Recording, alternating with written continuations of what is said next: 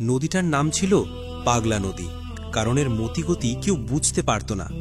যখন ভালো থাকত তখন এর চেয়ে শান্ত আর কেউ নেই, কিন্তু যখন এর মাথা খারাপ হতো তখন সব ভাসিয়ে নিয়ে যেত। এই নদীর পাশেই ছিল হামিদ নামের এক যুবকের এক টুকরো জমি, আর ছিল তার বুকের ভেতর জমানো অনেক আফসোস। আজ রাতেও নদীটা খেপেছে, ঝমঝম করে বৃষ্টি পড়ছে, আর নদীর পানি রাগে ফুঁসছে। হামিদ তার জমির পাশে কাদা পানিতে দাঁড়িয়ে আছে। তার চোখের সামনেই তার সব পরিশ্রম, তার সব স্বপ্নকে গিলে খাচ্ছে নদীর ঘোলা পানি। তার চোখ দিয়ে যেন আগুন ঝরছিল। হাতের কাস্তেটা সে এত জোরে চেপে ধরেছিল যে মনে হচ্ছিল তার নিজেরই হাত কেটে যাবে।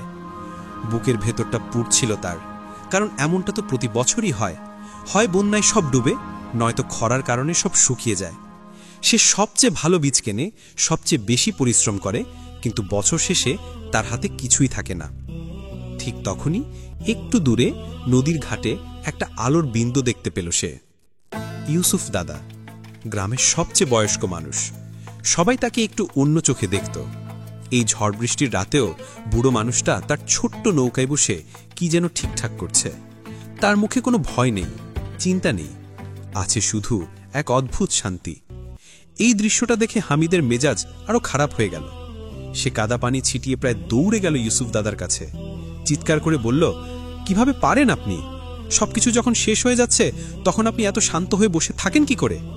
আপনার কি একটু কষ্ট হচ্ছে না, নাকি আপনি কোনো জাদু জানেন? ইউসুফ দাদা তার কাজ থামালেন না। হাতুড়ির ঠুকঠাক শব্দ চলতেই থাকল। তিনি হামিদের দিকে না তাকিয়েই খুব শান্ত গলায় বললেন, আরে না রে ভাই, আমার কাছে কোনো জাদু টাদু নাই। আছে শুধু 3টা পুরনো কথা, 3টা চাবির মতো। এই 3টা চাবি দিয়েই আমি জীবনের সব তালা খোলার চেষ্টা করি। হামিদের বিশ্বাস হলো না। সে আরও আকুতি করে বলল, তাহলে আমাকে দিন সেই চাবি, আমি আপনার সব কথা শুনব। আমি আর পারছি না দাদা। ইউসুফ দাদা এবার কাজ থামালেন, হামিদের চোখের দিকে তাকালেন। তার চোখে ছিল মায়া। বললেন, এই চাবিগুলো টাকা দিয়ে কিনতে পাওয়া যায় না রে ভাই, এগুলো জীবন দিয়ে শিখতে হয়। শোন, প্রথম চাবিটা আমি কিভাবে পেয়েছিলাম সেই গল্পটা তোকে বলি। ইউসুফ দাদা বলতে শুরু করলেন, আজ থেকে 50 বছর আগে আমিও তোর মতোই টকবগে যুবক ছিলাম। আমার অনেক বড় একটা মাল টানা নৌকা ছিল। আমি এক ঘাট থেকে অন্য ঘাটে মালামাল নিয়ে যেতাম। আমার অনেক অহংকার ছিল। আমি ভাবতাম আমিই সেরা, এই নদীর সবকিছু আমার চেনা, আমি যা চাই তাই করতে পারি। একবার কোনো ঝড় বৃষ্টির চিহ্ন ছিল না। আমি আমার জীবনের সবচেয়ে বড় ভাড়ার মালটা নৌকায় তুলে রওনা দিলাম। আমার সব জমানো টাকা ওই মালেই লাগানো ছিল। আমি মনে মনে ভাবছিলাম, এই মালটা ঠিকঠাক পৌঁছে দিতে পারলেই আমি এই অঞ্চলের সবচেয়ে বড় কারবারি হয়ে যাব। কিন্তু আমি ভুলে গিয়েছিলাম, এই নদীর মালিক আমি না। মাঝ নদীতে যেতেই হঠাৎ করে চারদিক অন্ধকার হয়ে এলো। শুরু হলো ভয়ঙ্কর ঝড়। আমার এত বড় নৌকাটা একটা কাগজের নৌকার মতো দুলতে লাগলো।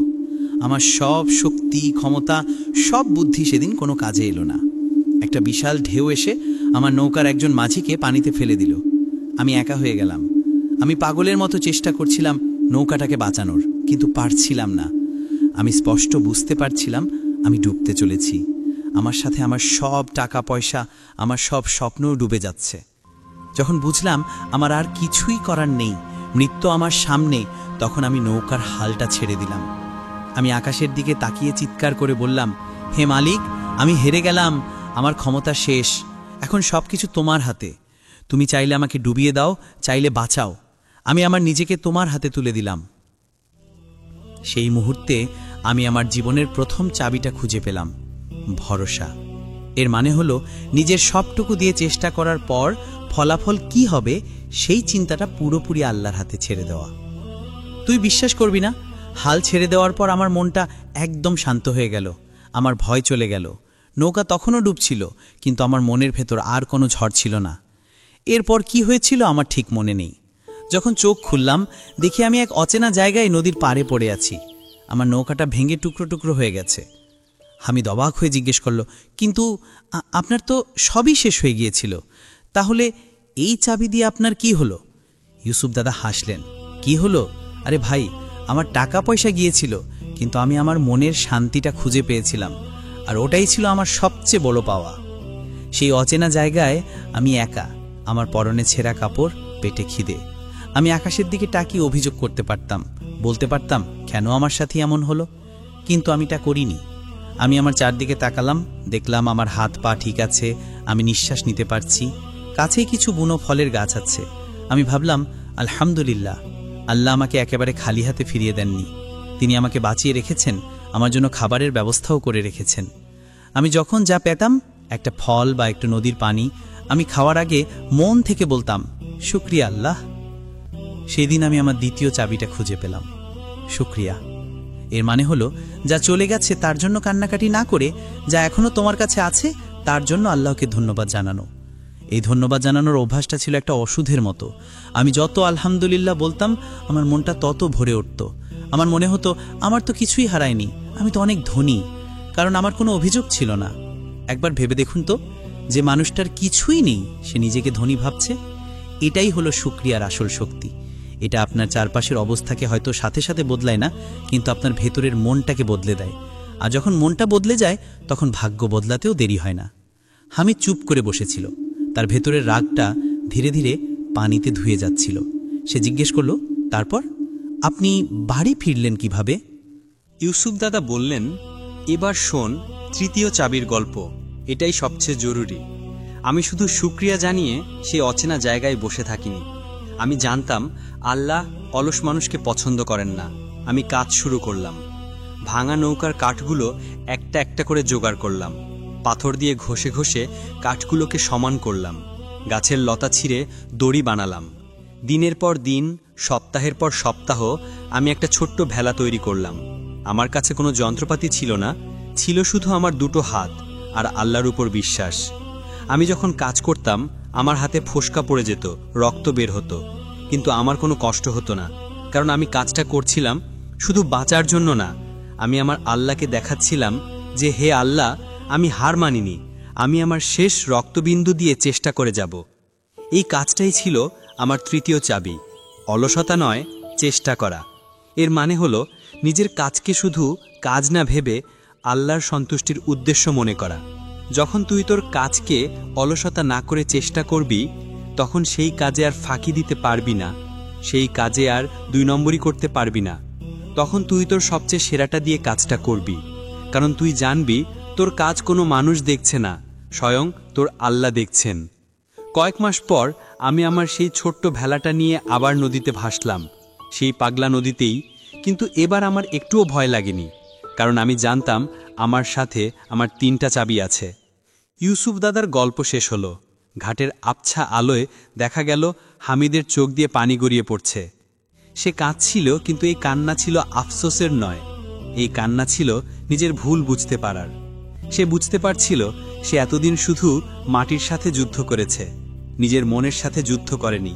তার পরিশ্রমে কোনো ভুল ছিল না, ভুল ছিল তার বিশ্বাসে, তার চিন্তায় আর তার নিয়তে। সেদিন রাত থেকে হামিদ নামের যুবকটা বদলে যেতে শুরু করল।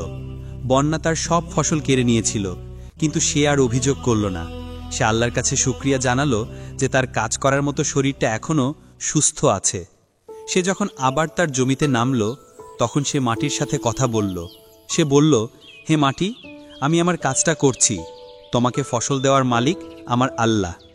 জমির প্রতিটি কাজ, বীজ বোনা থেকে শুরু করে ফসল কাটা পর্যন্ত সবকিছু সে করল খুব যত্ন আর ভালোবাসায়।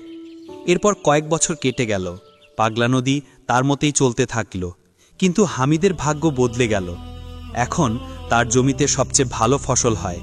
গ্রামের মানুষ এখন আর তাকে নিয়ে হাসাহাসি করে না, বরং অবাক হয়ে তার কাছে জানতে চায়, হামিদ ভাই, তুমি এমন কি করো যে তোমার জমিতে এত বরকত হয়? হামিদ শুধু হাসে। সেই হাসিটা ঠিক ইউসুফ দাদার মতো, শান্ত, গভীর আর তৃপ্ত। কারণ হামিদ এখন জানে সত্যিকারের সফলতা মানে শুধু অনেক ফসল পাওয়া বা অনেক টাকা আয় করা নয়। সত্যিকারের সফলতা হলো 1, নিজের সবটুকু দিয়ে চেষ্টা করে বাকিটা আল্লাহর উপর ছেড়ে দেওয়া, মানে ভরসা।